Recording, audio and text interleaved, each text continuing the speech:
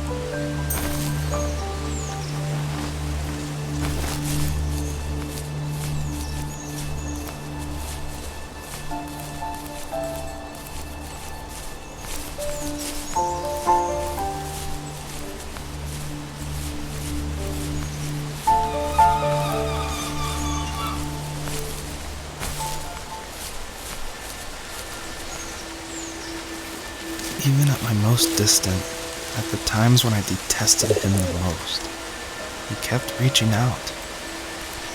For a year straight, he asked me every week when we were going camping.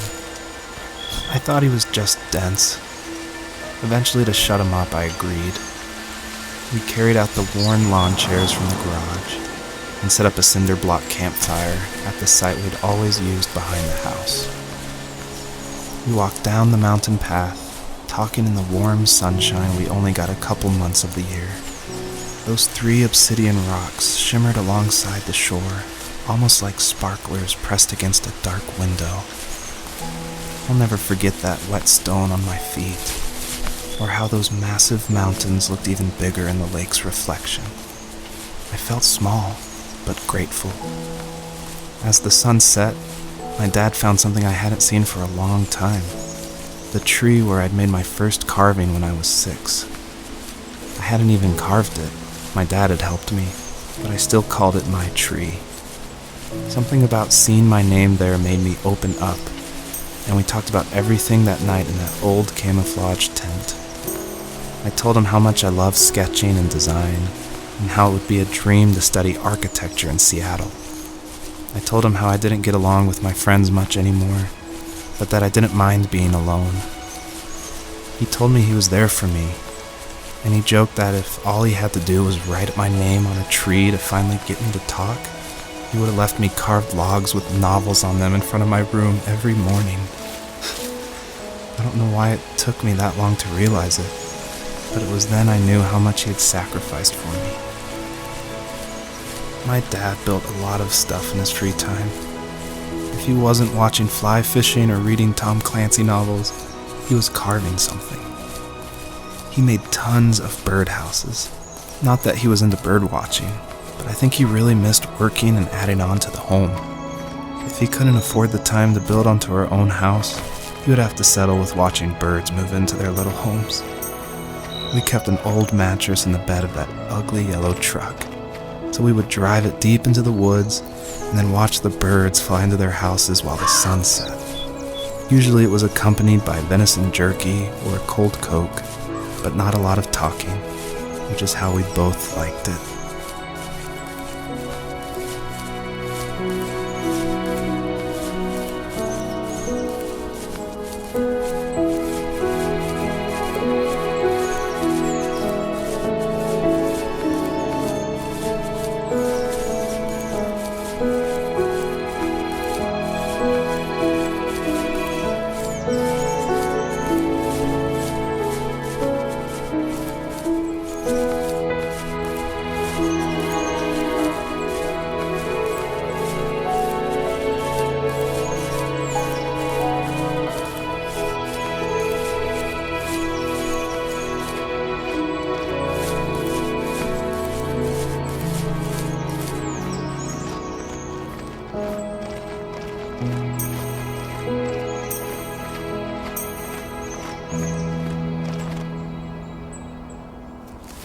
We were happiest underneath the evergreens.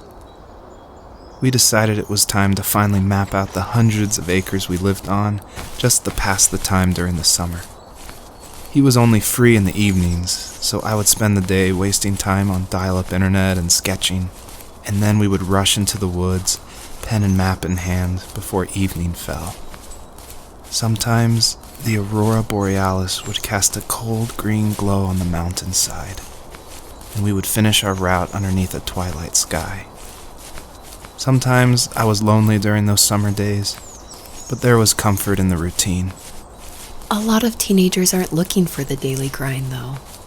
There's nothing wrong with wanting to get out, to leave your childhood home. You wanted to progress, to make something of yourself. Yeah, you're right. That house. I'm sure it's the same as how I left it. But then why does it feel so different? I doubt you're the only adult to have looked back and asked that question.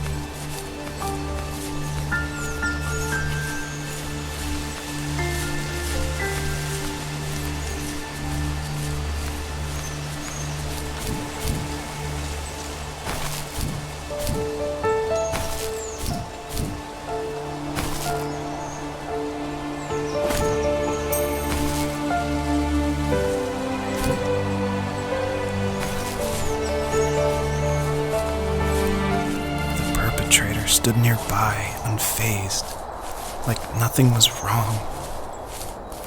My dad is dead, and he's never coming back, Rachel. I can tell you these stories, but I can never reminisce with him again. He can never hold a grandchild that we'll probably never be able to have. I can never talk to him again, and I'll never be able to say I'm sorry for everything.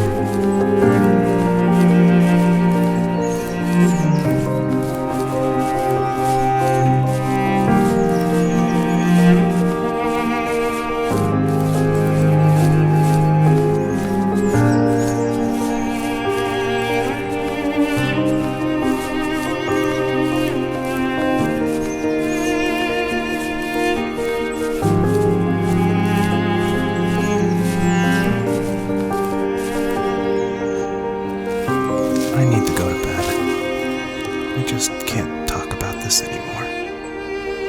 Good night.